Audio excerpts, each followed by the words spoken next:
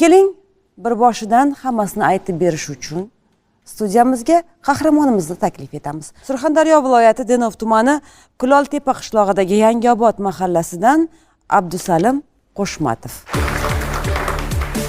Assalomu. Ayollarga nisbatan juda ham nafratingiz kuchli ekan, bilishimcha. Bunga nima sabab? Nima uchun bunday bo'lyapti? Shu birinchi ayolim bilan muammomiz, ziddiyatlarimiz shu sabab bo'ldi. Yaxshi ko'rib turmush qurgansiz, to'g'rimi? Yaxshi ko'rib ham emas, yomon ko'rib ham emas. Bir-birimizga ko'rganmiz, u tegadigan bo'lgan, men oladigan bo'lganman. Uylandim, bir dona qiz bo'lib chiqdi. Lekin bir dona qizligini men uylanganimcha bilganim yo'q edi. To'y bo'ldi. Uni nima ahamiyati bor sizni uylanishingizga yoki uylanmasligingizga bir dona qizligini? Ana shundan keyin boshlandi-da, keyin shu 2 oylik emasdi, uyimizda tannozlik, tanballik boshlandi-da. Men xullas qalam uni uyiga ko'chib borsam, kelin yaxshi holatga tushadi. Meni uyimda siqilib qolyapti. U bitta uyda yolg'iz yashab o'rgangan qiz ekanda. Xullas qalam men yo 2 oylik kelin bilan yo ajrashishim kerak, yo qaynonamning uyiga borib ichkiyo bo'lib yashashim kerak edi. Kim ajrashishni keladi 2 oylik xotini bilan? Hali to'yda qarzi to'la kesil uzilib to'lanmagan. Borib yashamasam ilojim yo'q. Qaynonamning uyiga. Qaynonamda ham bitta o'zi 63 yoshda edi. Men qaynonamni bilgan paytim. Bordim, yashadim.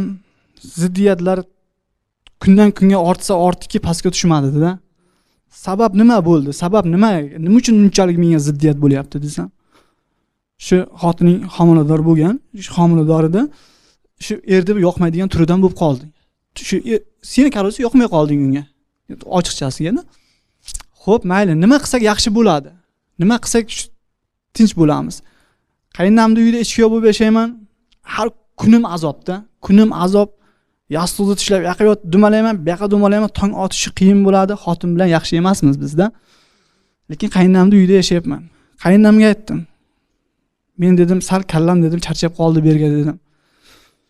Nima qilishni bilmay qoldim desam, qaynonam aytdi, "Salim" dedi, "Sen Rossiyada ishlab yurardim. 20 yoshimda, 19 yoshimda Rossiyaga ketganman. Rossiyada ishlab yurardim. Rossiyaga borib bir aynalib kelgin" dedi.